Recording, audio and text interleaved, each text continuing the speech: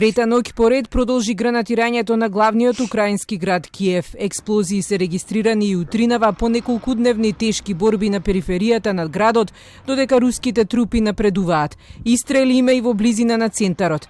Украинските власти известија за одреден успех во одбраната на нападите, но борбите продолжија во близина на Киев. Градоначалникот го продолжи полицискиот час, ќе почнува од 17 часот до 8 изутрина. Зараз у Києві діють, на жаль, диверсійні групи. Було кілька зіткнень, перестрілки. Поранено станом на 6 ранку 35 людей, в тому числі 2 дітей.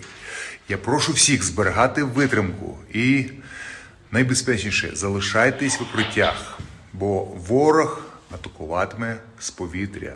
Председателот Зеленски утринава со ново видео, снимено од неговиот мобилен телефон. Им порача на украинците дека не си заминува од државата и не го положуваат оружјето. Зеленски се обраќа на речиси секој час. Во најновото драматично обраќање рече дека сега се решава судбината на Украина.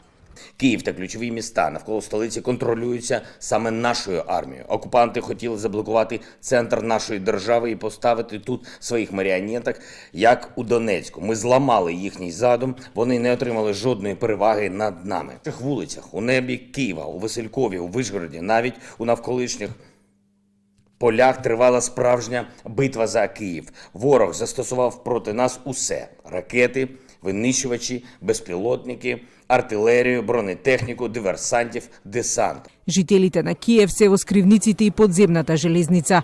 На секој час се слушаат сирените. На улиците горат полициски автомобили, но руски проектил погоди и една стамбена зграда. Целосно се уништени 2 ката. Жртви нема, затоа што голем дел од станарите биле во засолништата, но оние кои останаа беа евакуирани. Зеленски обвини дека руската војска веќе не бира цели и удира и по цивилни објекти, што руската страна го демантира. Еще раз подчеркну, что огонь ведется только по объектам военной инфраструктуры Вооруженных сил Украины, исключая нанесение ущерба жилой и социальной инфраструктуре. За 48 часа загинале речиси 198 украинци, меѓу нив 3 деца. Повредени се 1115, меѓу нив 33 деца.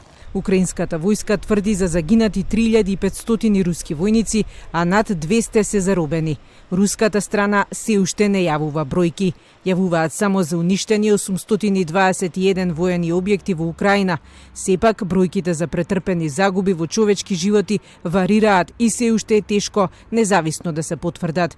Киев се уште е во фокусот, но битки се водат и на југот од земјата.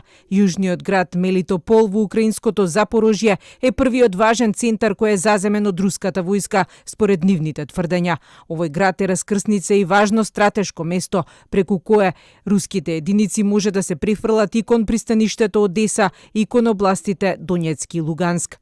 Русија, како што се очекуваше, стави вето на резолуцијата на Советот за безбедност против нападот на Москва на Украина.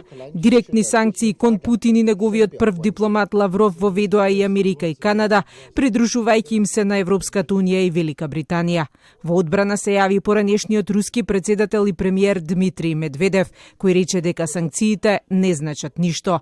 Операциите ќе продолжат се додека не се исполнат целите што ги определи рускиот председател.